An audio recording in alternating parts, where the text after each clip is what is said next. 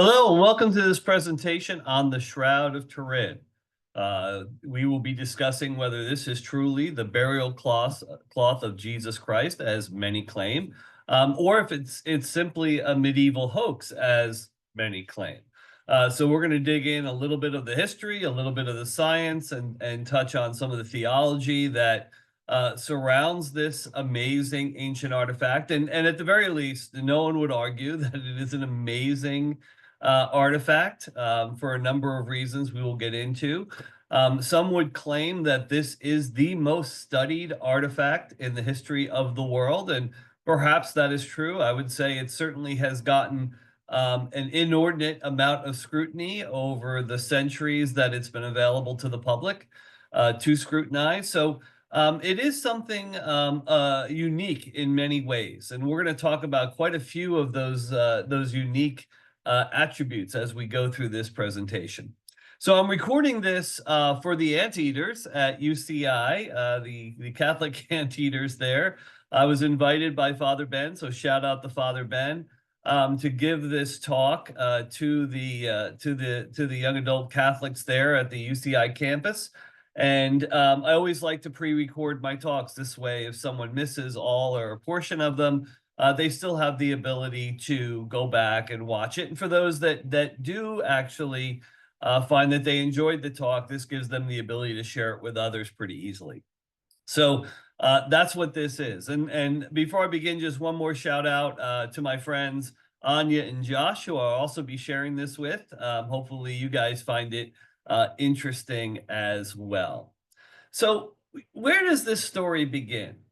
Well, a lot of people say it begins in the year 1355 with Marguerite de Charnay. Okay, she announces in the late medieval period, seemingly out of nowhere, that her family now has the burial cloth of Jesus Christ and will be putting it on public display in Liry, France. This is north central France, at a church that was built by her grandfather, who was quite famous at the time, and some would say infamous in a way. Geoffrey de Charnay, a French Templar knight who was thought to be the Templar master in Normandy, who you're later going to find out was killed in what was nothing less than a money grab by the French king. But Geoffrey de Charnay, very famous Templar leader in the 14th century, so and 13th century as well. So Marguerite announces this seemingly out of nowhere. It immediately draws massive interest, and the reason for that is this late medieval period was a very pious time, and pilgrimages were quite the popular thing to do. They were the rage, as you would say, right? And that meant money, that meant big business. So people would travel to sites all over the world, or at least the known world that was travelable. So, that meant primarily Europe and maybe Northern Africa. And, if you were wealthy enough, you could make the trip all the way to the Middle East, and potentially to Jerusalem itself to see the holiest holy sites. But this was very popular, these pilgrimages, not just to see holy sites, but to visit locations that were holding, important relics. So again, this was a big deal, all right? And veneration of relics has been a tradition in the Catholic Church for really forever. I mean, you actually see it in the Acts of the Apostles when the people find that even when Peter drops his handkerchief, that handkerchief has amazing healing qualities. So this goes back to, the very beginning of Christianity. But unfortunately, as often is the case, when people have money involved, it can get corrupt. And that certainly happened in the medieval period where, there was quite a bit of counterfeit relic making and a lot of taking advantage of, especially the less educated and poorer classes, relative to giving them opportunities to, see and touch relics. So there was a dark side to this as well, and also a sort of an interesting side. We often look at what has happened with Disney, And the craziness that surrounds the little pins that people collect from Disney. So you will often see frequent Disney goers who have a half a chest full of little pins that they've collected, commemorative pins from different years and different Disney sites. Well, that wasn't invented by Disney. This goes back to this medieval period. And what you're seeing here on the left-hand side of the screen is the remnants of a cloth patch that would have been given to any of those that journeyed to this church in Leary, France, as a marker that they actually made that pilgrimage trip. So you'd get these patches, and you would sew them on your jacket, and you would have a whole series of them. Think of like how the Girl Scouts or the Boy Scouts do it, sewing these cloth patches on their vest or their jacket or their shirt.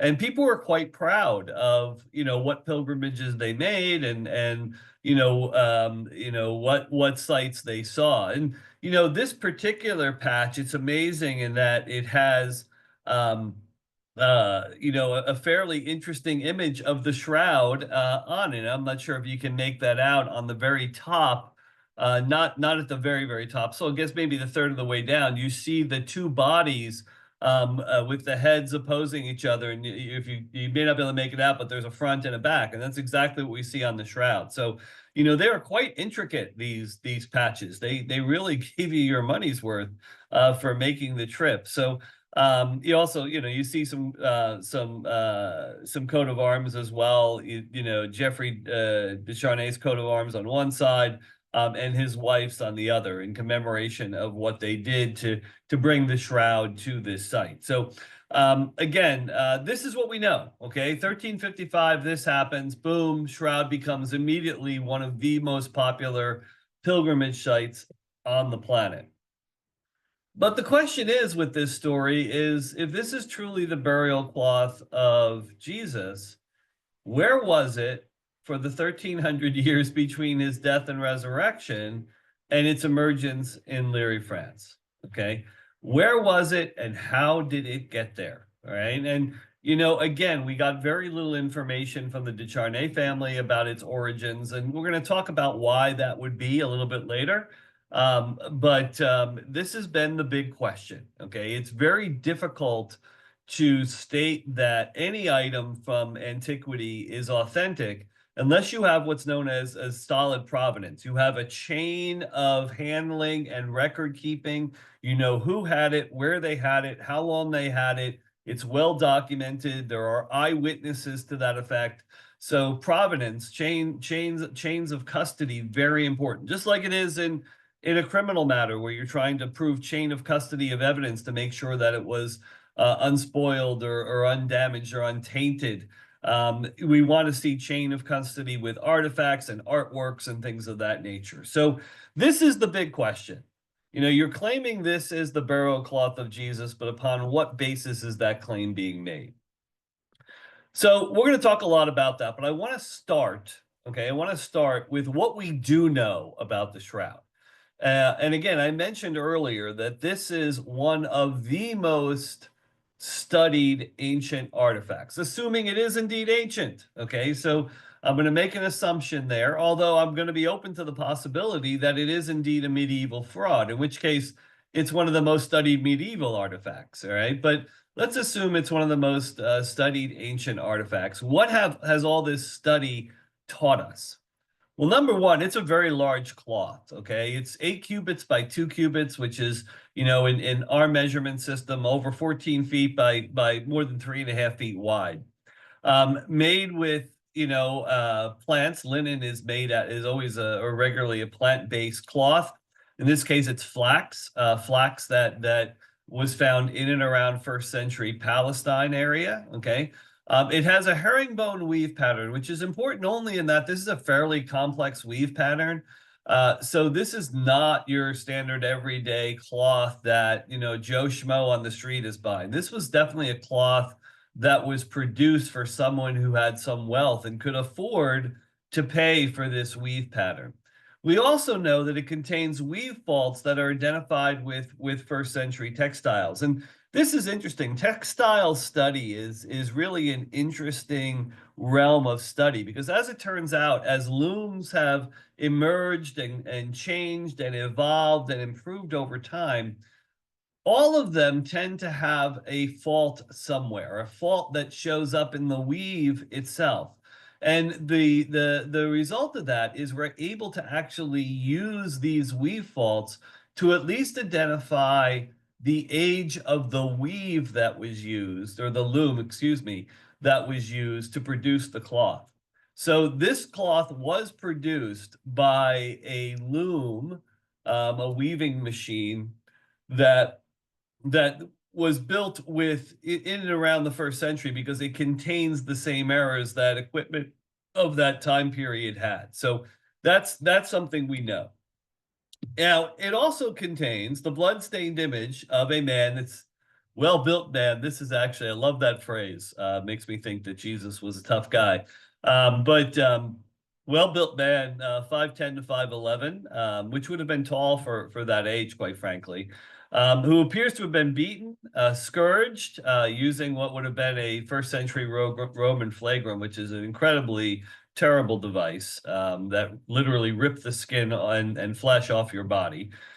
Crucified, speared in the chest with what appears to have been a Roman lancia, first century Roman lancia. So the shape of that spear hole is consistent with that, and impaled with a crown of thorns. So what we have is we have a linen cloth from the first century, or appears to be from the first century, with this image of a man who suffered the same pains and brutality that Jesus Christ is known to have suffered through the gospel accounts. Now, what's interesting is linen is not a photosensitive material. So there is no such thing as photos on linen. Okay, it doesn't happen. All right. So the question is, how did this image, all right, and by the way, this is first century theoretically, how did this image get on the cloth? Who put it there, or how did it get there? Okay.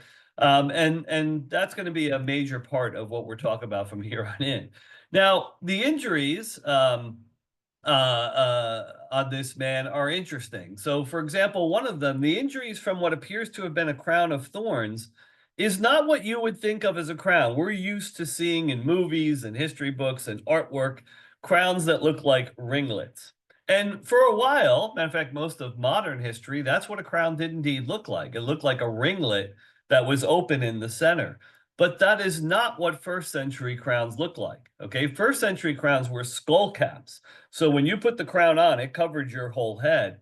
And that's what we're seeing on this image. The crown of thorns wasn't a ringlet of thorns as you're used to seeing in religious artwork. This was a crown of thorns, a skull cap of thorns that was impressed on the head and left puncture wounds and blood drippings that would match where those thorns were located. The interesting thing about this is we did not know that that's what a first century crown would look like until well into the 20th century. So this is something that archaeology has just uncovered, that we've been wrong forever on what Jesus's crown of thorns would have looked like. And the fact that this image has it correct is just baffling, all right? The wounds, there's wounds on the shoulder, which are indicative of something very heavy that this individual may have been carrying that was rubbing on their shoulder and actually rubbing it raw, okay? So, that's interesting in and of itself. Could he have perhaps been carrying the crossbeam of a cross or the entire cross itself? The blood stains, they match Christ's wounds, okay, at least the description of them that we have in the gospel accounts. We verified that this is human blood, type AB, very important. AB, which is very rare in most of the world, is not rare in the Palestinian area. So the Middle East, this is where AB is most likely located. So this is likely a Palestinian man. Certainly a male. We have the DNA. It's limited what we can do with DNA and analyzing the blood 2,000 years later. But we are able to say at very least it is male. And then it also contains a lot of bilirubin, which is a pigment that's released when a human being is undergoing severe trauma. So this individual certainly was traumatized. The wounds itself would say that, but the blood stains which accompany this image, and this is real blood, okay, indicate that yes, somebody was traumatized to produce that blood. So that is quite interesting. All right. So, and I want you to start thinking in your mind, blood stains are one thing, image could be another. They're not that it's not as if someone painted blood stains. The blood is actual blood stains, and the image is something completely separate from the blood stains. These blood stains, the pattern of blood stains, particularly the ones on the face. So this image includes the face of the man. Match to 124 points of correspondence. That means you can line these two things up, and there'll be 124 matching locations. It matches what's known as the Sudarium of Oviedo, which is believed to be the face cloth of Jesus. So if we remember in the Gospel of John, when the John and Peter arrive at the tomb after Mary Magdalene tells them it's empty, they look in and they see the face cloth rolled up separately from the rest of the burial cloths. Okay, so we believe that this face cloth had been discovered. It's known as the Sudarium of Oviedo. That has provenance to the 6th century, so that has a clear chain of ownership and documentation and eyewitness testimony that it did indeed exist, and it was passed on to this person and this person and this person since the 6th century. So this is very interesting. So what we're saying is the face on this shroud and the bloodstains match the Sudarium of Oviedo, which will tell us, okay, at the very least, we know that sometime, at least 6th century and possibly before, these two cloths came into contact with the same blood-stained human face. Okay, and that's important to know. The shroud contains pollen, which would be like, pollen? What do we care about pollen? Pollen specific to locations that it was thought to have spent time in. This is an amazing branch of science. What we have discovered is pollen is very specific to geography.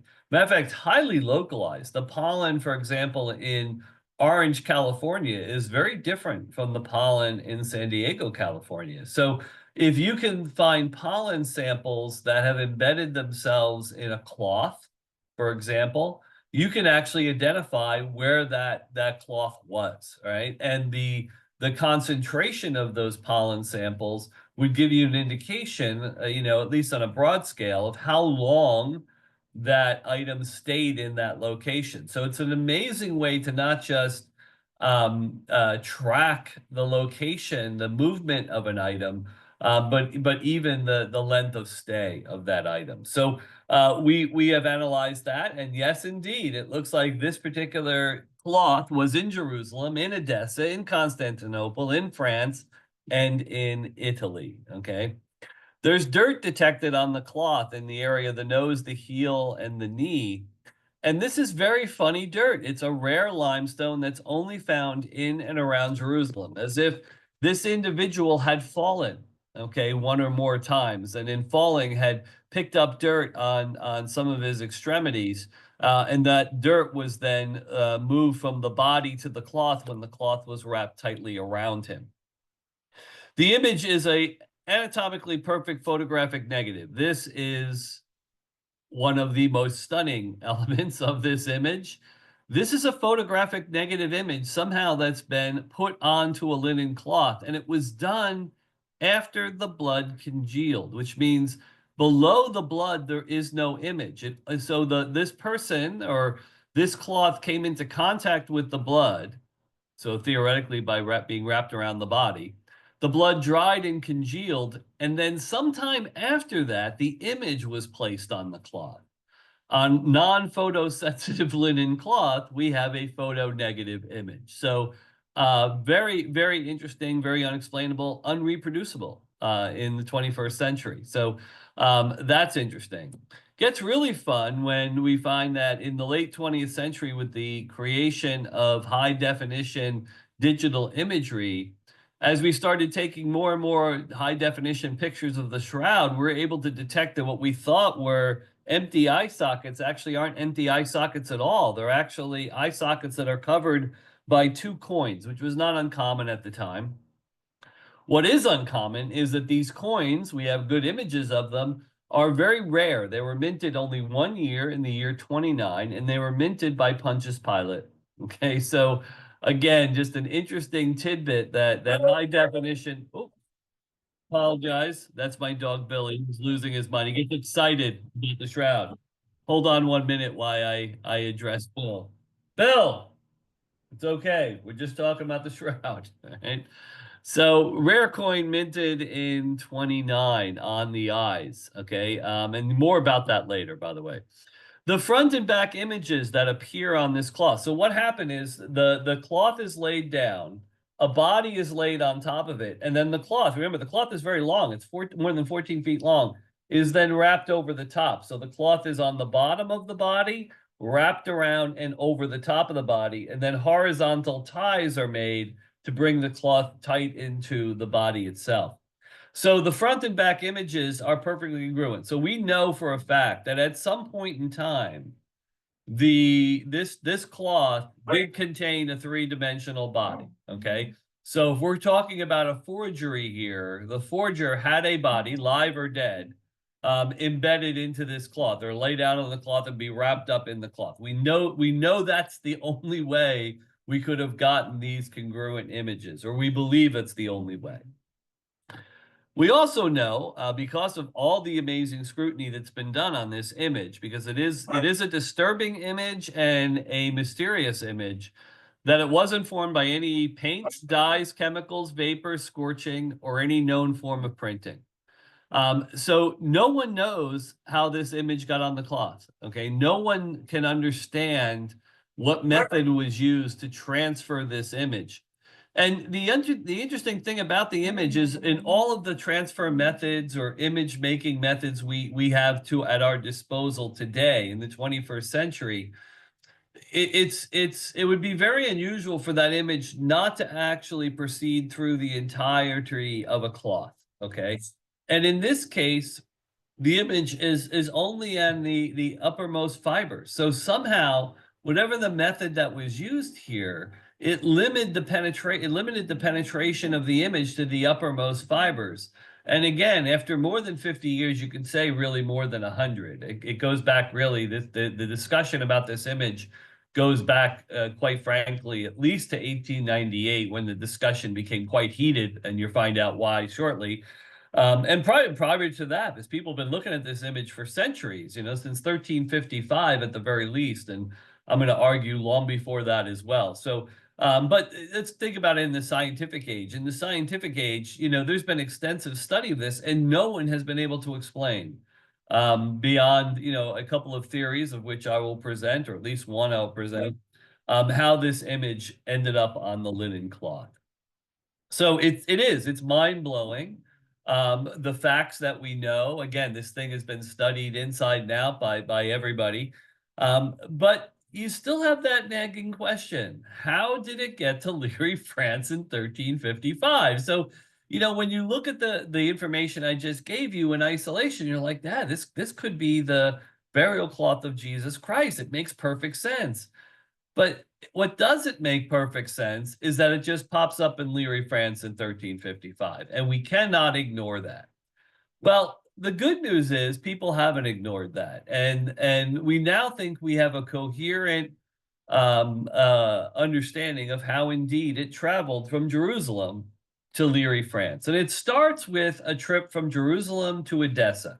And you have to understand that Edessa, which is today in eastern Turkey, what is known as Eastern Turkey. Edessa at the time, in the first few centuries, AD, was a major Christian city. Okay, matter of fact, okay, of the Middle East, Northern Africa, Near East, so you're talking about Turkey, maybe even into the borders of India. This was the center of Christendom. Okay, it wasn't Europe. All right, it was the East, and we forget that because today it's hard for us to see that, since so much of that area is now Muslim. But the Muslim overtaking of those Christian kingdoms and entities, that did not happen till the 7th and 8th century. So in these early centuries, these were Christian strongholds, and the farther away they were from Rome, the more of a Christian stronghold they were. Because you have to remember, in those first 3 centuries, Christianity was illegal. And in the first century specifically, and then again more in the mid-second, and then really towards the end of the third into the early fourth, there was some very significant persecutions, and Christianity was a religion that you practiced at your own risk, okay, so to speak, because it could make you dead. All right. So in those early years, there was Edessa was sort of like a standout Christian city. It was still, on the outer edges of the Roman Empire, if it was even part of the empire. So the practice of the faith was pretty free there. So it wasn't uncommon to bring religious artifacts to these types of cities, like Edessa, where they could be protected, because they would be destroyed if found on your possession in the core of the Roman Empire. And Edessa had an interesting history. Edessa was famous in the early centuries, the first couple of centuries, for what they called the Jesus letters. And they claimed to have a letter written from King Akbar of Edessa. Okay, the Edessa was governed by the Akbar kings for about 5 centuries. From the first King Akbar to Jesus, inviting him to come to Edessa because he had heard about his ability to heal, and he was really suffering and would love Jesus to come. And they apparently claim to have gotten a reply from Jesus that says, "I can't right now, but I will send healing, and later I will send one of my representatives when the time is right." So these Akbar letters are mysterious. That now, the people still point to them today, but what we have today are reproductions of those letters. We don't have the monographs, the original. So we don't really know when we could date those letters to, and whether this is anything more than just a pious myth, or truly is a pious tradition that has some basis in fact in it. It is a little bit hard to believe. We don't hear of any other place or instance where Jesus was known to have written anything. So a letter to King Akbar seems a little bit odd, but maybe not completely out of the question. But because it was a place that was highly Christian and known to be Christian, it would not be unusual for artifacts to be taken there. And the second pious tradition associated with Edessa is that the other Judas, so there were two Judases amongst Jesus's 12 apostles. So Jude Thaddeus, okay, theoretically the author of the letter of Jude in the New Testament, was thought to have actually brought King Akbar an amazing artifact, okay, as part of fulfilling that promise of Jesus that one of his representatives would come visit the king. And sure enough, there is this tradition that Thaddeus came bearing this amazing image that he asked the king to protect and gave to his care. And you can see the image on the back of my screen now, a depiction of Thaddeus giving this image to the king. And you can see that it appears to be a very long cloth with a face on it, that is being, or at least that's how the artist is depicting it. And this particular piece of artwork was recently found in an ancient cloister in Turkey. So it's quite interesting in and of itself. But this was a belief that somehow Jude Thaddeus traveled from Jerusalem to Edessa in the east, bringing this very important relic, and it's not named. They just say it bore an image of Jesus, and you can see it was depicted as being as part of a long cloth here, and gave it to the king. Then life in Edessa goes on. Okay, eventually the image of Edessa, this gift from Thaddeus, becomes even more important than the Abgar letters. So people started knowing Edessa no longer for the letters back and forth between the king and Jesus, but because of this image that the king would periodically display. That was the gift that Jude Thaddeus gave him. And all was well until about the 5th century, when there was a massive flood. So Edessa was an unusual city in that it had never been conquered never been broken into. And it had been attacked many times, but it was in a very good defensive position and very well built with incredible walls. But unfortunately, it was also built at the bottom of a floodplain. So there was a huge Mediterranean flood, as there have been throughout history. And basically, the city was inundated with water, and destroyed for all intents and purposes. The building still stood, but heavily damaged, and it was unlivable for several years. Well, eventually they do rebuild it. They move back in as the floodwaters recede. And strangely enough, as they're repairing the main gate, they accidentally discover that there is a small room above the main gate, a hidden room. And when they crack into that room, they realize there's this jar in there that's been sealed. When they open the sealed jar, lo and behold, what do they find is the image of Edessa, which everyone had feared had been lost in the flood. But it looks like some wise character brought it to the highest place they could find and hid it in a sealed jar to protect it from the waters. And that made the image of Edessa even more popular and more famous. Okay, it survived the floods. And from that point on, Christian artwork, depictions of Jesus changed. And it's a stark difference. It's like from 550 onwards, all images are different everywhere at the same time.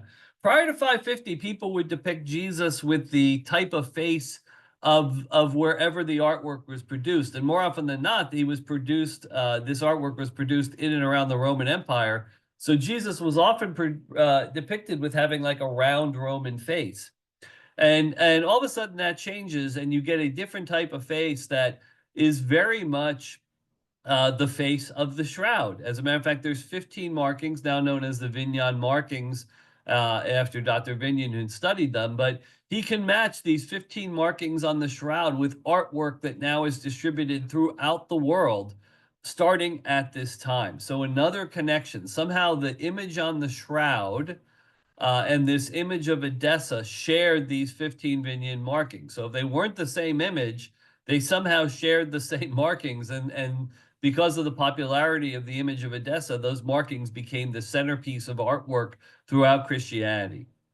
Unfortunately, as time goes on, Edessa does fall as Islam took over most of the world. And quite frankly, if it wasn't for Charles Martel and the Battle of Poitiers, it would have taken over. Islam would have taken over the entire world. It had taken over all of the Middle East, the Near East, all of Africa, Spain, Portugal, and half of France. It was pushing through France to make that connection. So 3/4 of the known world had been taken over by Islam before Charles Martel stopped them in France and started the pushback. Okay, but Edessa fell early, around 650. But the good news is, the Muslim king that took over Edessa was a very benevolent fellow, and from a line of benevolent kings. He had no desire to destroy religious artifacts or relics. As a matter of fact, he protected the image from the Christians because they were always fighting over it. So he took on a protector role of that image. However, the image was still very famous and continued to be famous. And the Christian emperor in Constantinople, who started to really start to track this image a little bit, which now had an official name, the Tetradiplon, which means doubled in four, okay, which is interesting. You're going to find out why shortly. And then, or also the Mandalion, which is a derivative of napkin, but just means face cloth. And wants to add it to his collection. So the emperor in Constantinople had quite a collection of religious relics. This is the Byzantine Empire at this point, the last remnants of the Roman Empire in the East. Constantinople is the last remaining Christian city, massive Christian city. And that's where the emperor was housed. And he wants this. He wants to add it to the crown of thorns, which he had at the time, and the true cross, and many other relics from Jesus and Mary and the apostles that he had collected. Not just he, but his collection started way back with Constantine and his mother Helena when they moved the capital of the Roman Empire to Constantinople. Helena went on multiple pilgrimages to Jerusalem and brought back many of these relics. So this has been a museum of Christian relics for quite some time. The emperor decides it's time to add to the museum collection. He marches to Edessa to make an offer with his very large and very powerful Byzantine army. There's a brief siege. Edessa does not fall, but the Muslim king does think better of an all-out battle with the Byzantine army, which at the time was tremendous. Okay. So he agrees to give the image to the emperor for 200 prisoners and a large amount of silver. That would have been around the middle of the 10th century. And then it's in Constantinople for several centuries or a couple of centuries thereafter. As a matter of fact, they created a device that it could be housed in, that when you cranked it would actually bring the entire cloth up. As it turns out, it was indeed a very lengthy cloth, right? And it wasn't just an image of a face, which is what it was normally shown as in Edessa. It was folded up. Remember, they called it the quarterfold. It was folded up, but when you unfolded it, it turns out there was not just a head, but an entire body. And matter of fact, not just one body, but two. You know, back to back, all right?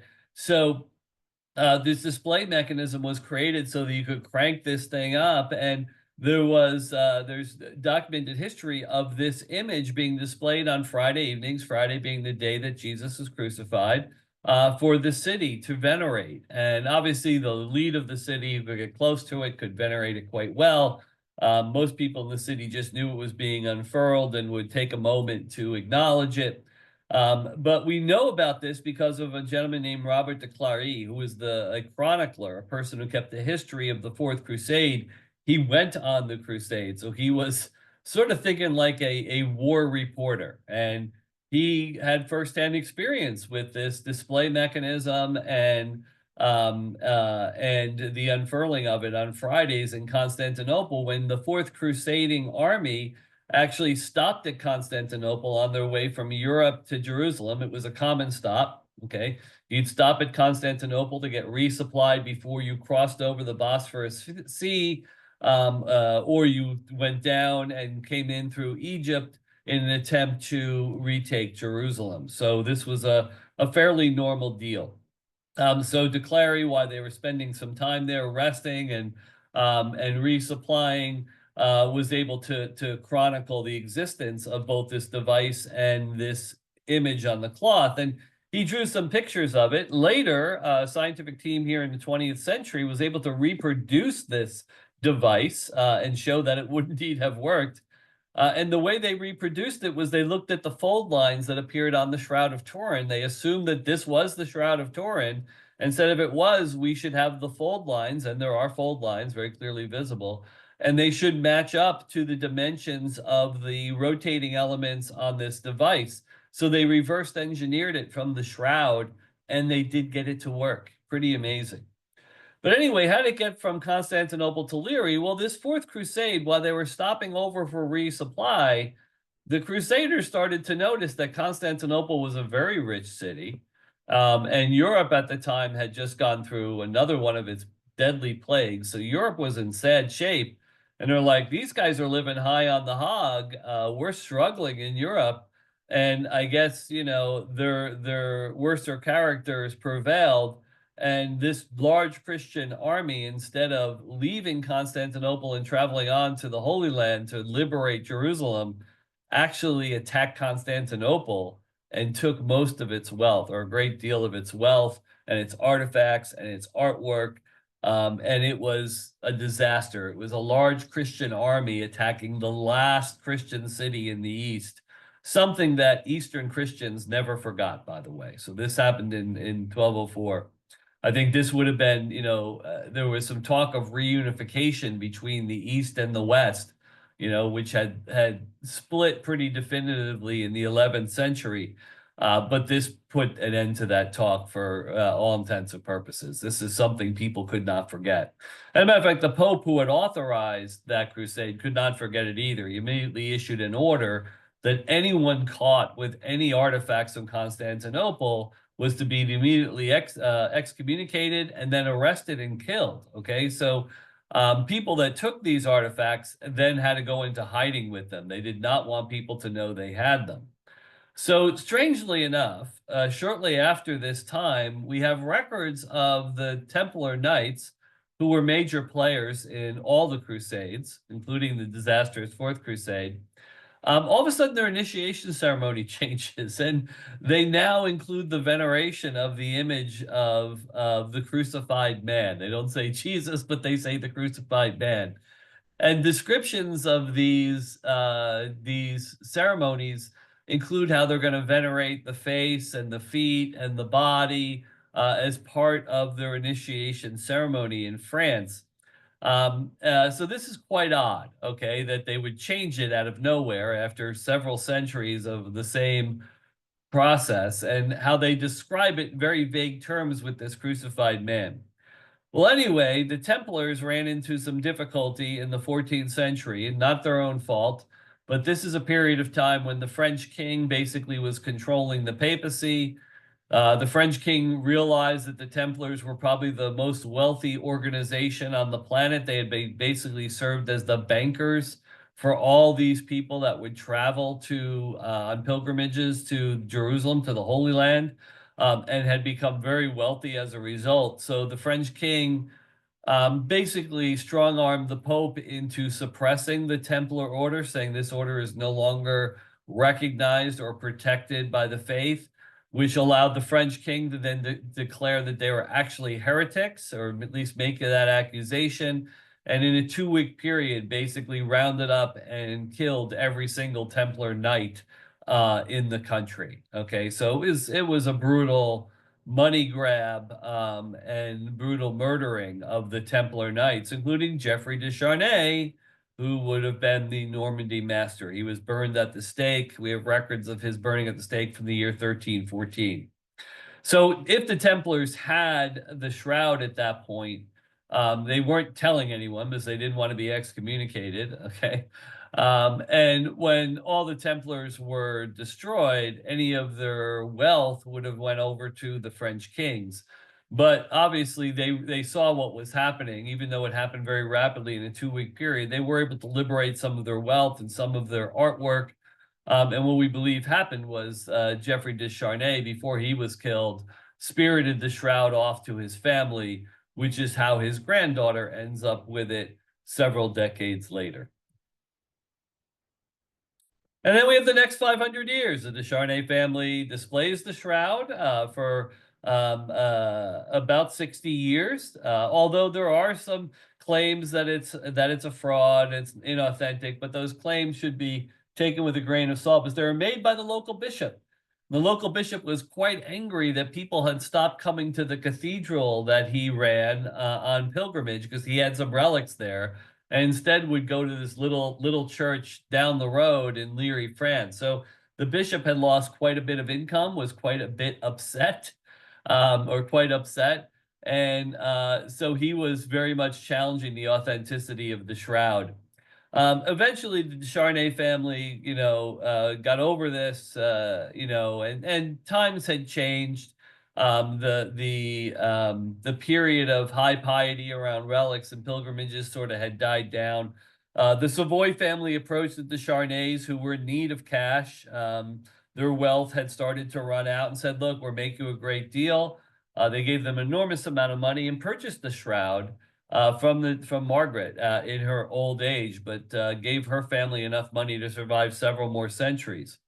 And then the shroud traveled with the Savoys, the royal French family, wherever they went, for really the next 90 years. So they were never without it, and they traveled quite a bit, as did most royal families back then, and not for the reason you probably think. It's much harder to kill a moving target, so royal families were always being targeted for different plots. So if you kept on the move, it would be easier to keep alive. So you'd have several castles, you'd move from one to one at unexpected times, you'd try to do random patterns. And wherever they went to, they took the shroud with them. And that lasted up until 1502, when things settled down, their power base was more secure. They were able to take up permanent residence in the Chambéry Castle, in which case they put the shroud in the chapel there, and put it on display in Chambéry. And it was on regular display for decades. In I think it was 1532.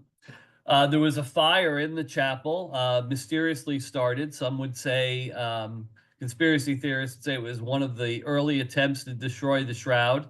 By the way, the shroud has been attempted to be destroyed several times, usually by fire.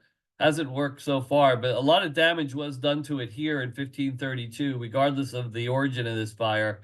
At night, they would put it away. They would display it during the day, but at night it would be folded up and put into a silver reliquary. And this silver reliquary, if you don't know anything about silver, it melts at a pretty low temperature. It melted quite a bit, and melted molten silver onto the shroud, which left burn holes and certainly a lot of smoke and water damage as they tried to put out the fire to save the shroud. And so the shroud was highly damaged, and it was given over to the Poor Clare nuns to see what they could do to repair it. And the Poor Clare nuns did quite some interesting work. They made some very distinctive repair of the holes from the burns. Maybe not the best work ever, certainly not the best restoration work. But they also took this opportunity to repair the edges, because over the years of displaying it, the edges had gotten quite frayed and started to rip and got quite worn. So they took new linen cloth or linen cloth that was as close a match as they could to the old cloth, and sewed it onto the edges to reinforce the edges, and then to really reinforce the shroud and make sure that it could stand up to more display. They sewed a backing onto it to make it much stronger, so that as it was being displayed, it was the backing that would take on the pressure and weight of the display, not the shroud itself. So that was a pretty good idea, actually. Reduced quite a bit of the stress on it. And over the next 400 years, it was on regular display in Turin, Italy. It got to Turin in 1578. I think I might have passed through this. No. Got to Turin in 1578 under the pretext of moving it there temporarily so that Cardinal Charles Borromeo could visit with it. He was a very popular cardinal, very well loved. He was a huge player in the Counter-Reformation. So if you don't know who Charles Borromeo is, I think we have a feast day for him every year. He's a huge player in our faith. But that's not really why they moved it there. The Savoys had started to realize that perhaps their time in holding power in France was coming to an end. So they had slowly started moving all of their wealth out of France, across the Alps, into Italy, into Turin, northern Italy. And that's what they were doing with the shroud as well. They were moving their artwork, any of their precious objects. Eventually, they moved everything they had over to Italy. And then as they were overthrown, people were quite surprised to find they had very little left in France. So pretty daring move there. And then for the next 400 years, it was displayed in the Cathedral of St. John the Baptist in Turin. The image you see on the screen in the background here, you can see, a bunch of people on a grandstand holding the shroud, displaying it horizontally, huge crowds, fire, smoke, people cheering. This was a regular occurrence. And it was something, if you were, the elite of Europe, you would go see the shroud on display. So kings and bishops and whoever was whoever of the wealthy would go see the shroud. And then there were two accidents. So we talked about the fire burning, that may have been or may not have been accidental. There were several other attempts to destroy the shroud over the year. They all failed. But the two accidents I'm talking about are photographic accidents. And the first one happened in 1898.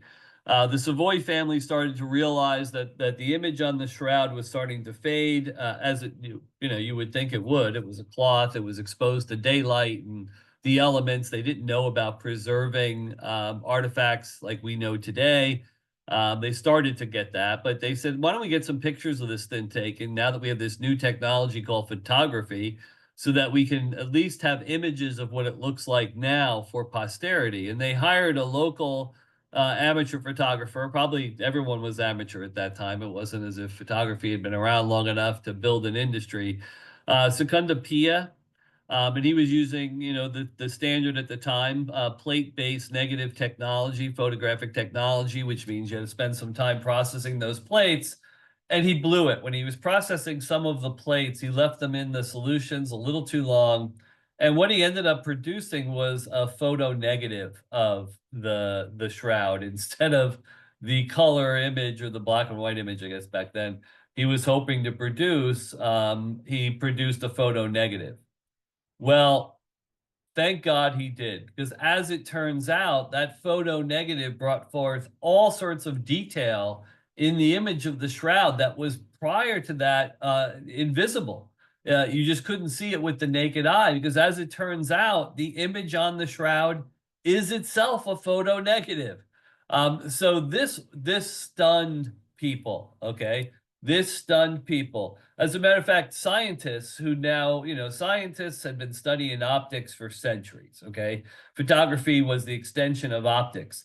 When they discovered that somehow a photo negative image was embedded on the shroud, all of a sudden now this was no longer just a religious relic.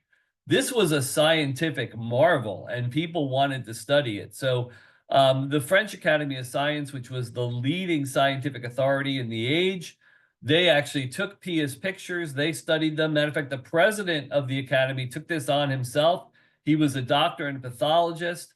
And after his careful study of these images, he actually came to the conclusion that this was authentic, that somehow this image on the shroud was an authentic picture of a man who had suffered as Christ had suffered. So Eves actually said, I think this is the burial cloth of Jesus, which didn't go over well with the French Academy of Science. France had really embraced the Enlightenment. At one point, it completely destroyed the church and completely forbid religion. Okay, it was religion of the people.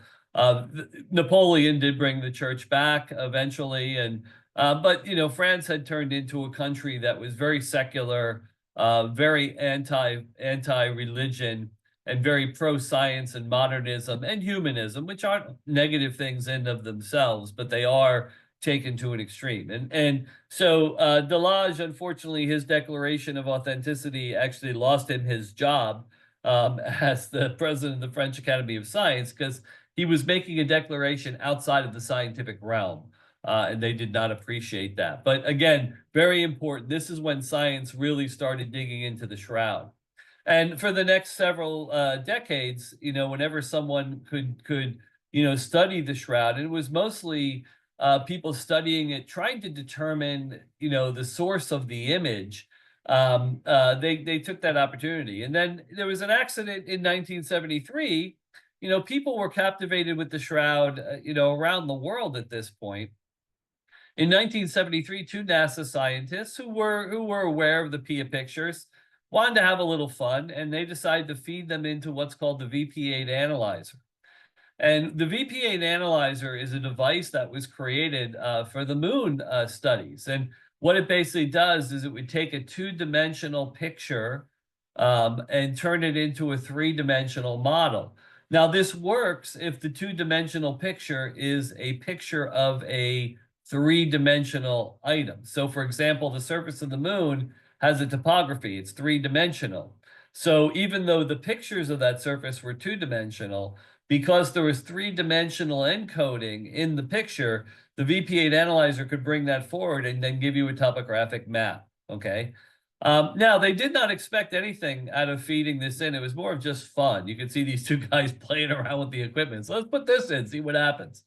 Well, again, they knew it was a photo negative, okay, so they could feed it in because it was a photo negative. But what they didn't expect was that it also had 3D encoding in it, and they got out an image, a topographical map of the face of the man on the shroud, the face of Jesus, okay? And that actually brought forth even more interesting things about the image. We now know his cheek was broken, and a big bruise on the jaw, and his eye was half closed because of looks like a blunt force trauma above his eye. And all of a sudden, even more is becoming clear. And the crazy thing was, they're like, oh my God, there's 3D imagery in here somehow, 3D 3D encoding. And there was no known technique for embedding 3D encoding in a 2D picture. So This was stunning to them, all right? And this set off a chain reaction. And it really changed everything. And the next time we get together, we're going to talk about what the result was of the next step of the scientific study. So I hate to stop you there, but we want to keep these reasonable. So take a break. If you're watching this, all you need to do is take a break because I am going to continue. Okay. But we're going to stop here. This is where we stopped live, and then we will move on to part 2.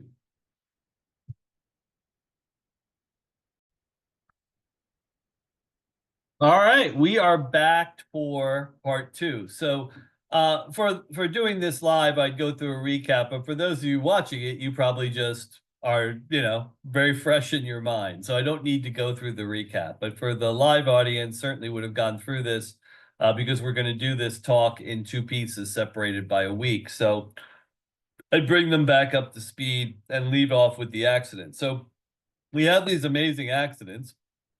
And now there's a scramble, okay? There's a scientific scramble to say, we now have to apply all of our modern technology to this, to study this. And it wasn't a religious-based motivation here. This was more of purely just a science-based motivation to try to understand how this image was created and where the shroud came from. And now all of a sudden it became important to know that as a means of trying to discover the origins of the image. So there was a group put together. It's called the Shroud of Turin Research Project, STURP for short.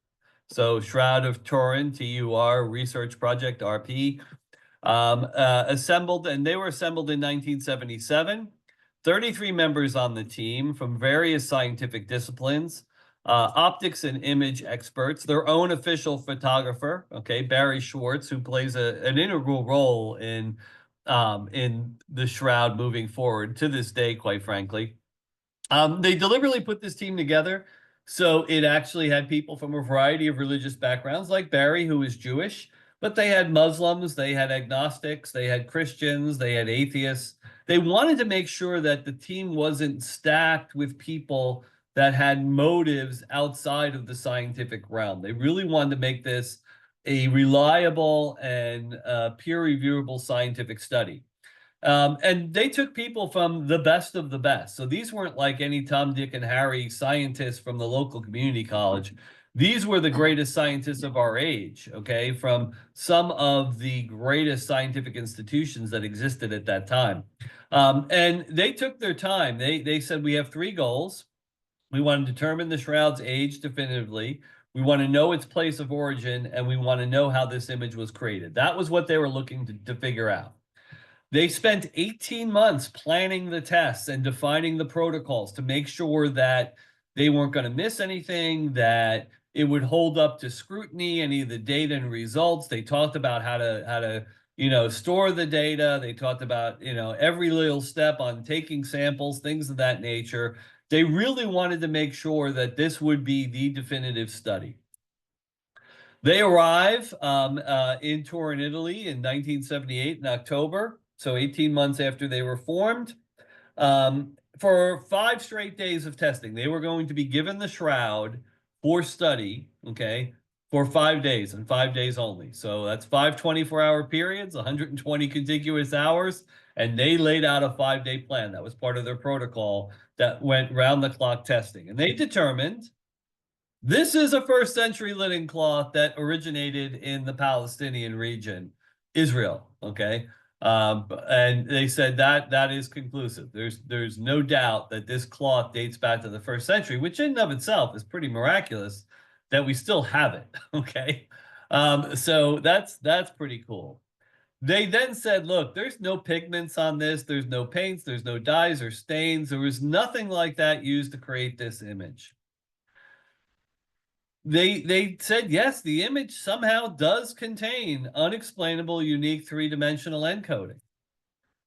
And they also said what has surprised us is the blood and scourge marks, okay, make it clear that there was direct contact between the shroud and a body. So at some point, regardless of how the image was created, there was actually a human body wrapped in this cloth, all right? Whether that was part of the image creation or not, they said it's clear there was a human body in here. And they say, look, this was a real human form of a scourged and crucified man. It's not the product of an artist, okay? The blood stains are human blood, hemoglobin. They have a positive test for albumin, which is, as we talked about before, the test of someone who would have undergone extreme trauma.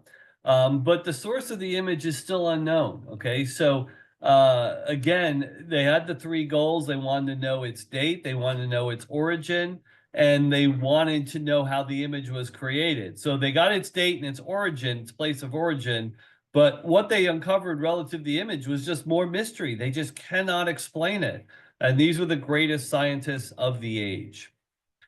So, obviously this was big news. They released some preliminary results, but part of their protocols actually also included a couple of years. They wanted to study the results and analyze them and share them with others and, try to get a scientific consensus around this to see if there's something they missed. So meanwhile, as their preliminary results were released, this became huge news. So you're seeing an article in the Sunday New York Times Magazine. Um, all of a sudden, the Shroud became like one of the most popular things on the planet again for a period of about a decade. It was Shroud this, people going to Turin, Italy to see the Shroud, the whole thing, demands that the Shroud be put on permanent public display. I mean, this was a high point in Shroud history. Everyone buzzing with the results. Strangely enough, 3 years later, 1981, they're ready to present the final peer-reviewed results. They're going to present them to the Pope, John Paul II, at the Vatican. And strangely enough, hours before this scheduled meeting, this was the same day that the assassin attempted to shoot John Paul II. So he never got the official results of the STIRP project because that's the day of the assassination attempt, which is just another interesting twist in Shroud history. A couple of years later, we all know John Paul II, hopefully he survived the assassination attempt miraculously. He forgives his assailant, a very poignant scene in the jail where he's like, I forgive you, it's okay. At that point, the Savoy family still owned the Shroud, but there's only one member of the Savoy family left. Apparently, through years of marrying cousins, they introduced the genetic anomaly into their family line that ended up destroying their family line. So the last surviving member of the Savoys actually made a decision, and it was motivated because of John Paul II's approach to his assassin and all that was tied up there to actually give the Shroud to the Pope. And the way it's given to the Pope is whoever is the Pope at any given point owns the Shroud under one condition. It has to stay in Turin, Italy forever. So it can't be moved to Rome. It can't be removed to anywhere else. It has to stay on display in Turin. The Savoys love the city of Turin. They wanted to make sure that the city of Turin would not lose its greatest attraction. So that was the deal. The Pope now owns it. The city of Turin is its location forever. Well, things moved along. About a decade after the STIRP team studied the Shroud, Cardinal Balistrero, who was the cardinal that was given responsibility for the cathedral in Turin and responsibility for what was happening, the management and administration of the Shroud and all that was around it with the many millions of visitors and all that, decided that it would be a good idea to do one more test. And the reason for this was carbon-14 dating had become incredibly popular and had been proven to be incredibly reliable in many instances. So he thought having one more test, let's subject the Shroud to the most sophisticated test yet to determine its age, would be a good thing. And for those of you who aren't familiar with how carbon-14 dating works, any organic object, you, me, a plant, whatever, has carbon of different types in it. And once this living object, this organic object stops to live, carbon-14, the level of carbon-14, the isotope, starts to decay out of the object. So based on what the proportion of carbon-14 is in the object at any given time, you know how long it's been since it died. So when you're doing carbon-14 dating, you're dating the death of that object. Well, we have a linen cloth, which is made of living plants, flax. So we could actually apply carbon-14 dating to it theoretically to determine when those flax plants died, which would give us some assurance of when the cloth was made, because the cloth would had to have been made after they died. Okay. So everyone agrees, yeah, it would be good to do this. Okay, so the STIRP team gets together with this new carbon-14 dating team. They agree on a 777 protocol. They're going to take 7 samples from each of 7 sites, so that's 49 samples total. And they're going to send each of a set of 7 samples to one of 7 different labs. So this is like overkill to the extreme to test these things. So, but they wanted to make absolutely sure they got definitive results. Well, turns out when the announcement was made about the results, and you can kind of see it here, these are members of the British Museum. The British Museum was known for taking control of studies like this. But the British Museum housed most data associated with scientific studies. It kind of took over from where the French Academy of Science was back in Yves Delage's day, to being the place, the center of scientific data in the 20th century. So they are announcing that the results have come back, and the shroud is not a first century cloth. It's actually a 13th or 14th century cloth with a 90% likelihood. And then there's this famous quote from Professor Hall. He's the gentleman with the really smug look on his face. I'm going to actually move the words. On the left side of this picture, he says there was a multi-million-pound business in making forgeries during the 14th century. Someone just got a bit of linen, faked it up, and flogged it. So he was very dismissive of the shroud, and this was a crushing piece of news. Really, people were stunned, and probably the people that were most stunned was the Shroud of Turin research project team. These were some of the greatest scientists on the planet, and they're being told that they were wrong and they were fooled and manipulated. Their reputations were damaged significantly as a result of this. So no one was more stunned than them, and no one actually was more curious regarding the results of the carbon-14 testing than that group. Okay, the rest of the world just took it at face value. It's a fake. We all knew it. This couldn't have been Jesus's burial cloth. Jesus didn't even exist. He didn't rise from the dead. This is all baloney. More religious manipulation. The church is evil. Down with God. Okay, so this kind of fit right into the narrative that our secular culture likes to hold on to, because the alternative is not very promising for them. And that's what happened. Okay.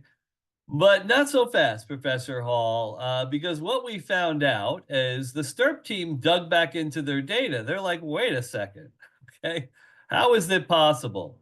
And first off, the STIRP team started questioning the carbon-14 team because they weren't on site. And they're like, so how did it go? Was there any anomalies? And it turned out there was. When they got there to do the carbon-14 testing, the curator of the shroud refused to allow them to punch in 49 holes into the shroud. So their idea was they were going to distribute the holes evenly throughout the shroud, which means they were actually going to cut holes in the image itself. And the curator says, there's no way I'm letting you cut holes in this artifact. You're out of your mind, okay? So he said, I'll let you take one sample, okay? So not 49, one, and it can't be anywhere near the image. So they decided, okay, well, let's take it up here in the upper left-hand corner, blah, blah, blah. I'm sure there was battling going back and forth, and Cardinal probably had to get called. But, the net result was these guys are like, okay, well, let's at least get a sample. They took a sample in the upper left-hand corner. Obviously, it was only one sample. So when they cut it up, they couldn't send even the one sample to 7 labs. They sent it to 3, okay? And in the haste and all the confusion, they neglected to do an important thing, which is a key protocol, carbon-14 testing. They forgot to test the sample for on-site contamination. Now remember, this cloth had been carried around and on display within a church that had candles burning all the time, smoke everywhere. It was displayed outside with fires raging and smoke everywhere. It had been burned, so smoke everywhere. The reason I'm stressing smoke is carbon, okay? So this thing had been inundated with external sources of carbon, all right? And what the reason you need to have an on-site contamination sample is to determine how much contamination it has absorbed from external sources, so that you could factor that into your aging calculation. But they never took that sample or did that test, so it was never factored into the aging calculation. Again, this section that they selected, when the STURP team went back and looked at the pictures of where the sample was taken from, they realized right away, you knuckleheads, you took the sample from the edge that the Poor Clare nuns had sewn on in the 14th or in the 16th century, 1532, I believe it was. Yeah. And clearly, you did not take a sample from the original shroud itself. You took a sample from a piece of cloth that was sewn onto the original shroud. So, huge problem here, okay? This was a section likely repaired and dyed by the Poor Clare nuns. The consensus now was this wasn't the shroud that you actually tested. And then on top of that, carbon-14 dating experts started coming forward and said, yeah, and by the way, this was not a good thing to test with carbon-14 dating anyway, because it clearly was contaminated from years and years of being exposed to the natural elements and fires and smoke in churches and things of that nature. There's no way you're going to get good results from carbon-14 testing anyway. So after the carbon-14 testing declares it's a shroud, we now realize the carbon-14 testing was useless, okay? However, the world had already been convinced that the shroud was a fake, and it didn't matter anymore, okay? No one cared. So news about the shroud not being a fake or that the carbon-14 testing being flawed was non-news. No one cared. People had moved on. The shroud was not even an inkling in anyone's eyes. So what's happened since then? Well, we've done some more science. So I'm going to highlight just a couple of items here. In 2012, 2013, Professor Fonte applied 3 new techniques to age the shroud itself. And his 3 techniques correlated, and the net result was, yeah, this cloth again was what the STURP team said. This was something that is plus or minus 250 years from AD 33. So AD 33 fell right in the middle of the Fonte range. So this was produced in the 1st century. Again, a 1st century relic. Then, we later, so the Sudarium, which is information I gave you way up front in the known facts, they when they were able to do that comparison with the Sudarium, which was a brilliant idea, they're like, hey, this is supposed to be the faith cloth. This is supposed to be his burial shroud. They should match. Well, sure enough, they did. Okay. And since we know that the Sudarium has a chain of provenance that's very clearly chronicled to the 6th century, again that the carbon-14 dating was wrong. Again, same blood type, same DNA type. Very clearly, both of these cloths had come in contact with the same body at some point in time at the same time. Okay. So again, carbon-14 dating, really the stake in the carbon-14 dating is this. Some additional dating science, 2017. I love these guys. They keep having these smug looks after the Shroud release. But maybe they shouldn't have looked so smug, because it turns out they may have been a little bit criminal. So in 2017, a graduate student who was seeking his master's in statistics decided to do his master's thesis on the Shroud data. And he took it from the journal Nature, where it was published. This was common scientific data, was published in the journal Nature for several decades. It was the go-to source. And when he fed it into his algorithms, it revealed that there must be other data, that there seemed to be a sequence missing. So he contacted the British Museum and said, hey, look, it looks like the journal Nature didn't publish all the data correctly. Can you give me the original data set? And they refused. And he's like, why? He kept badgering, wrote letters, tried to get people involved. He couldn't understand it. So finally, he did what any good human would do. Okay. He filed the Freedom of Information Act request because the UK was still part of the European Union in 2017, and the European Union recognized freedom of information requests. And he did get access to the data. And what he realized was that the British Museum had not released all the data, that they deliberately withheld some of it because that data, had they released it with the rest of the data they did release, would have identified the flaws in the carbon-14 dating. And that's what this gentleman discovered in 2017, 2018. So as it turns out, this pinnacle, or this apex of scientific governance, the British Museum, lied about the data for whatever reason. I don't want to speculate on why, but they decided that they were going to present a result that was not indicative of the entire results of the data they were given. 2019, 2022, Italy's Institute of Crystallography, they've developed a new method of dating textiles that is incredibly accurate. They run the shroud samples. By the way, this is where Barry Schwartz, the photographer from the STURP team, comes into play. As it turns out, Barry Schwartz, unknown to everyone else on the team, had been taking Scotch tape and placing it on the shroud, picking it up, which would actually take fibers with it, placing these tape samples in plastic bags, and he took hundreds of them over the 5 days that he was there, unbeknownst to anyone. He was very sly. Why he did it, maybe you could theorize that he thought maybe he could sell this great relic at some point. I don't want to theorize that, but thank God he did do it, because now there's samples for people to test, because people in Turin do not want anyone touching the shroud anymore. So now there's still samples for people to test, and they've tested it, and their dating technology, which is now known and peer-reviewed as the most accurate way of dating a natural fiber cloth, said the shroud is 2,000 years old. Okay, now they also were able to pull some additional information around it, and they now are bringing into question the route that the shroud took to get to Turin, Italy. They don't think it was Edessa; they think it was Beirut. But there's this, they're studying that now. They're like, wait a second, this makes no sense because the pollen samples do not say Beirut, they say Edessa.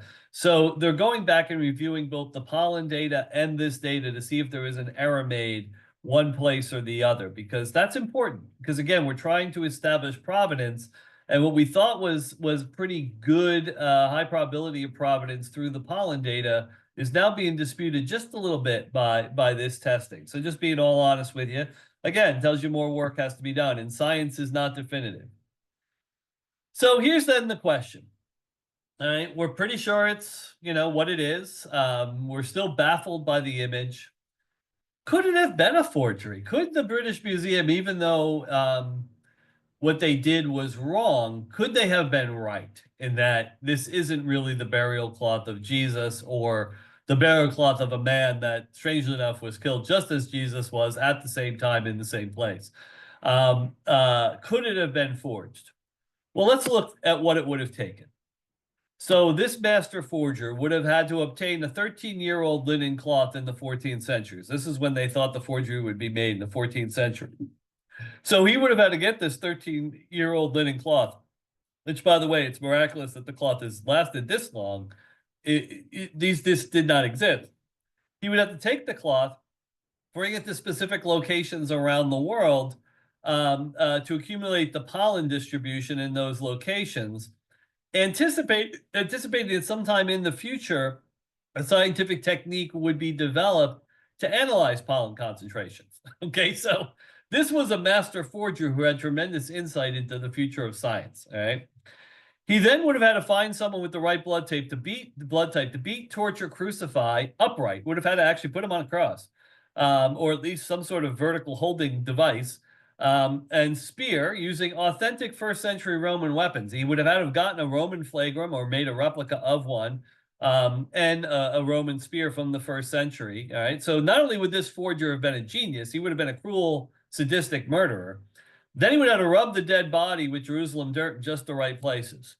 Then he would have taken that body, laid it out. Oh, by the way, almost forgot. he would have had to known that a skull cap, the crown of thorns, would have been a skull cap and not a ringlet. So he would have had to know something in the 14th century that no one else in the 14th century knew. Just amazing. It was something we didn't discover till the 20th century. So this guy, not only a genius and could predict future scientific breakthroughs, he actually had archaeological knowledge, which, by the way, he must have had. You're going to see in a little bit, that far surpassed anyone of his age. All right. So again, he would have had to mimic that real crown, put the body down to get the blood spears, because remember, they come before the image. So that image is on there after the blood spears. Remember, the image and the blood spears are two different things, okay? So, and then remove the body without messing up those smears, okay? So that, forensic scientists could be fooled, because they were looking for that. They were looking for somehow, a body may have been in the cloth, but it was taken out and then the image was produced. And they saw no signs of that. They say the body was in the cloth. It was not moved while it was in the cloth. The body stayed in the cloth and the image was produced. So this forger would have figured out a way to do something that no forensic pathologist today was able to pick up. He would have had to use this crazy unknown technique then to create the image. It's a technique that can't be replicated. We do not know how to do this. It was apparently never used before or again, okay, because no other image like it has ever been found. He would have had to figure out how to match the blood smears to 124 points of congruence with the Sudarium of Oviedo. Meanwhile, the Sudarium was kept in a locked room. The closest you could get to it would be about 20 yards, okay? So somehow he accessed it in a very close up and personal way, was able to map it out, and then apply those same markings to the shroud, because he knew at some point someone would think of comparing the two of them. This guy is just outstanding, okay? He would have to discover and get a sample of the very limited minting of the Pontius Pilate coins that no one knew existed until the 20th century. But this guy, again, he's an amazing archaeologist. He knew things that archaeologists in the 20th century thought were huge discoveries. He knew them 600 years earlier. And he knew them, and the reason he did this is he knew someday there'd be something called high-definition photography, which would show that the images or the eyes weren't just holes, that they were actually coins. Because you cannot see it by looking at the shroud. You cannot see it under a magnifying glass or a microscope. You can only see the coins under high-definition image study. So this guy knew some stuff, okay? And he really wanted to fool the 20th century scientists. He'd have to figure out a way to encode it with 3D encoding, something we don't know how to do today. So again, because he knew the 20th century scientists would look for that. So again, it gets crazier and crazier. We'll wrap up. He would, excuse me, he would have to pull this off without leaving a trail. Okay. And so it means he didn't have anyone help him. He was a solo artist in this and kept it quiet for the remainder of his life. And despite the fact that this was an amazing technique that he used, he never reproduced it, even though it would have made a master forger a fortune if he did. So that's what a forger would have to do. So if you think it's possible that this could be forged, I really have to question what your thinking is there. Okay, so no rational human actually thinks it's a forgery anymore. We don't understand the image. We still don't. Okay, we still do not understand the image. Now, here's a hypothesis, and this hypothesis has been put forth and is the generally accepted idea. So this is how science works. You put forth a theory, people study the theory, either dispute it or give you an alternative theory. There's testing done to see if the theory pans out. If the theory pans out with the tests are repeatable. We then say this is the accepted theory. Well, the current theory, which has had limited testing for a reason, but you see it has had some testing, is this: that if you took an extremely high intensity, extremely short burst of ultraviolet light that radiated out from an object that was covered in a linen cloth, so it had to come from inside the object the cloth was covering, all at once in every direction, it could actually leave a photo negative image on the cloth. That's what would do it, okay? But something would have to happen. That body would have to become mechanically transparent while this was happening. So the body would have to be disintegrating as the light was being emitted. So the cloth could be falling through the body, which explains the 3D encoding, and the fact that the image only appears on the upper fibers of the cloth. Okay, so this is what we've come up with to explain how this image was created. Um, we've concluded that because of the size of the body and the image, it would have taken the light power of about 14,000 excimer lasers coming out of this body. We don't have that many excimer lasers on the planet today, and they certainly didn't exist back then. Okay. The pulse, in order to preserve the shroud, remember, this is high intensity radiation. If you let this come out over a period of time, the cloth heats up and burns to cinders, okay? So they said at that level of light, 14,000 excimer lasers worth, the pulse would have had to be controlled to 1/40 billionth of a second in order to prevent the cloth from burning up or scorching at the very least. So this is incredible precision that we're not sure we could do today. Matter of fact, most scientists said we don't have the ability to control light bursts to that level yet, okay? Much less 14,000 excimer lasers worth of light bursts coming from inside a body, all right? So if this was all true, and by the way, they've tested this on a very limited basis by using a single excimer laser and a very small object with some letters imprinted on it that was embedded in a linen cloth. And what they did was this object was reflective. So they put a reflective object inside a linen cloth, then blasted it with a laser from the outside. Naturally, when the light hit the reflective object, it went back up on the inside of the linen cloth, and they were able to get some sorts of images this way with really short bursts. And those few times they didn't burn the cloth to bits. Okay, so they do have an inkling that this could work, but this is a tough one to test because A, we don't have that many excimer lasers, and B, we don't have the ability to test to that level of precision of light bursts. So we can't do an exact replica, but we have done some limited tests, and apparently they do indicate that, yeah, this theory may have some value. But that would mean that sometime after the blood dried on the shroud, so this individual was killed, they're bleeding, they're wrapped in this cloth. And it's interesting, by the way. Okay, so I want to point something out here that I think is interesting and worth pointing out. Why didn't they clean the body before they wrapped it? Well, in the Gospels, we're told why. Okay. In the Gospels, they were in a hurry to get that body down before sundown and the Sabbath started. These were Jewish, observant Jews. Okay. So they had to get the body down. They didn't have time to clean it and anoint it as they would. As a matter of fact, that's why the Marys or various women were going to the tomb on Sunday to finally, now Sabbath is over, early Sunday morning, let's clean the body properly and anoint it properly. So they didn't have time to do that. So their key was, let's get this body in the tomb for the Sabbath as it needs to be.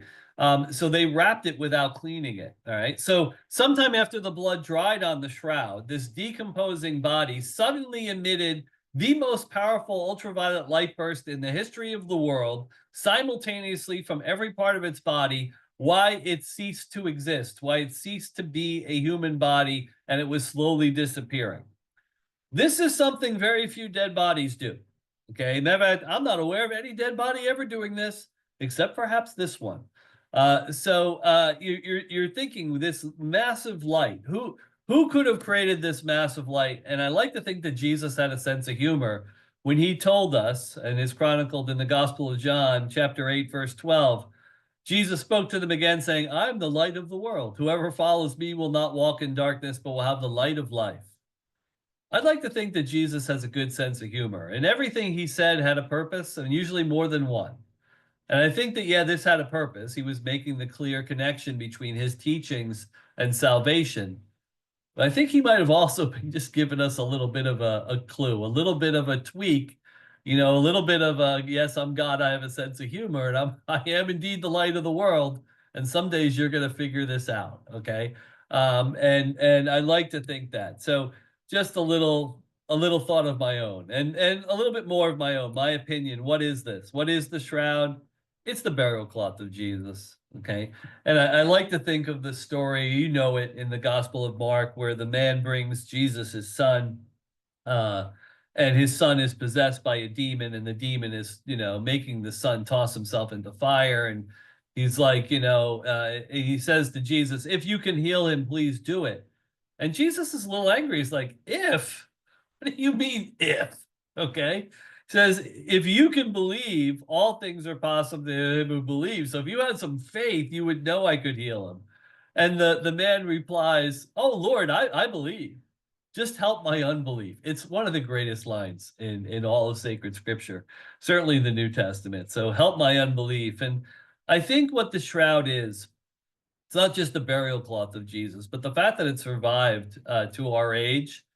It's a gift of God. And I think God gives us these gifts from time to time, whether it be the shroud or the tilma from the great appearance of Mary outside of Mexico City in the 16th century. Whatever it happens to be, every once in a while, God just says, "You know what? Let me give them something to help their unbelief." And that's what I equate the shroud to. It helps our unbelief. Okay. It's an amazing gift of God. So what does it mean for our faith? Oh, I want to go back to that picture. Again, this is John Paul II.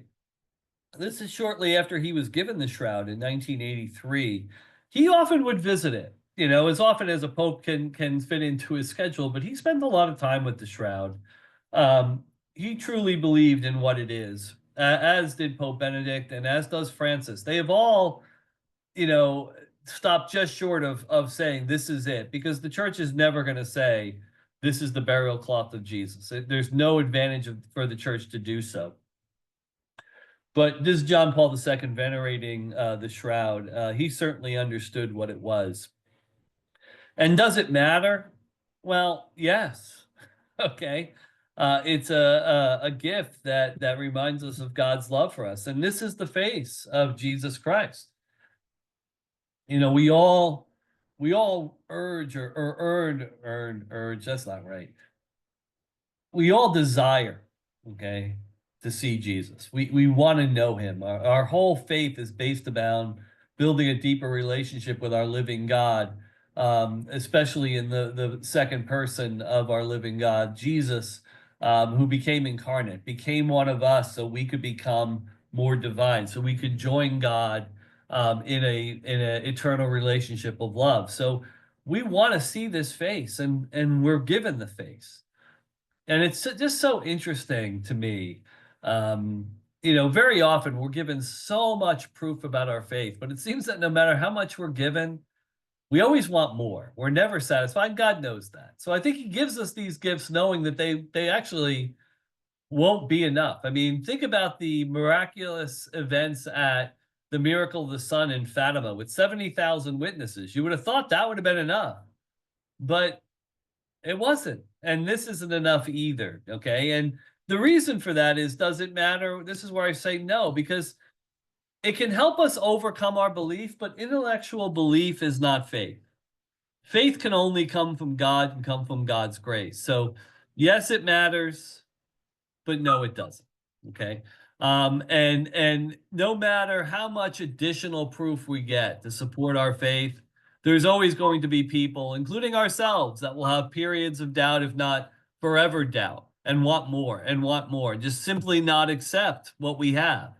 So this is a gift to us. It adds to what we have. But bottom line is, if we don't accept God's grace, we're not going to have faith anyway. So that's why it does not matter. And the question then just sits with you. Are we looking at the face of Jesus? That's a 3D image created off of the shroud image. That would be him. Is this the face of Jesus? Is this the face of our living God? Do we want to see it and recognize it so that someday, if we are lucky enough to be in his presence, we'll recognize him? I'll leave you with that thought. Thank you.